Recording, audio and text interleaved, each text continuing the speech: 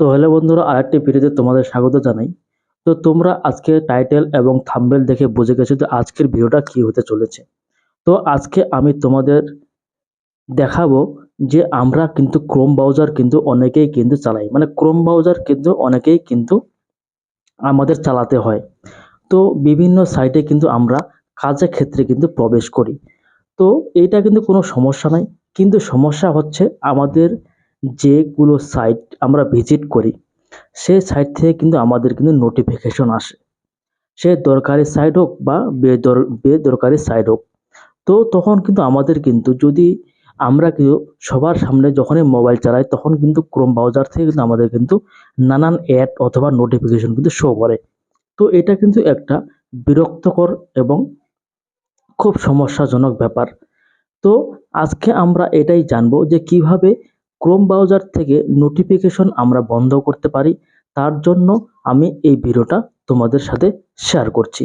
তো আর কথা না বাড়িয়ে চলো তাহলে সরাসরি ভিডিওতে যাওয়া যাক, কিভাবে আমরা ওই নোটিফিকেশন খুব সহজেই বন্ধ করতে পারি।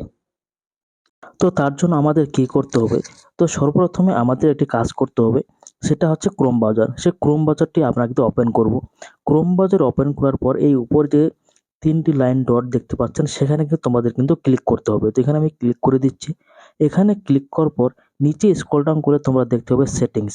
এই সেটিংসে কিন্তু ক্লিক করতে হবে। এই সেটিংসে ক্লিক করলে তোমরা নিচে পেয়ে যাবে নোটিফিকেশন একটি অপশন।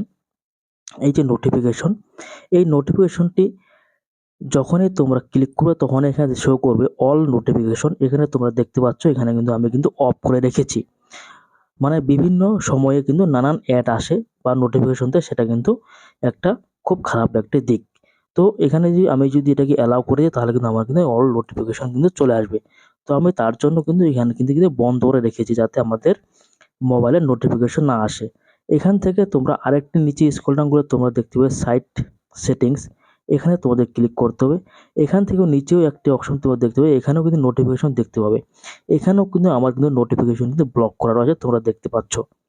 তো এইভাবে কিন্তু দুটি সেটিংয়ের মাধ্যমে তোমরা কিন্তু যে ক্রোম ব্রাউজার থেকে যে মানে অবাঞ্ছনীয় যে অ্যাডগুলো আসে সে বা নোটিফিকেশনগুলো আসে সেগুলো কিন্তু তোমরা কিন্তু বন্ধ করতে পারবে। তো আজকের ভিডিওটা এ পর্যন্তই। যদি ভিডিওটা ভালো হয় তাহলে অবশ্যই লাইক ও কমেন্ট তার সাথে শেয়ার করতে ভুলবেন না। আর হ্যাঁ, এরকম ভিডিও ইম্পোর্টেন্ট পাওয়ার জন্য চ্যানেলটিকে অবশ্যই সাবস্ক্রাইব করে পাশে থাকবেন। দেখা হচ্ছে নতুন আরেকটি ভিডিওতে।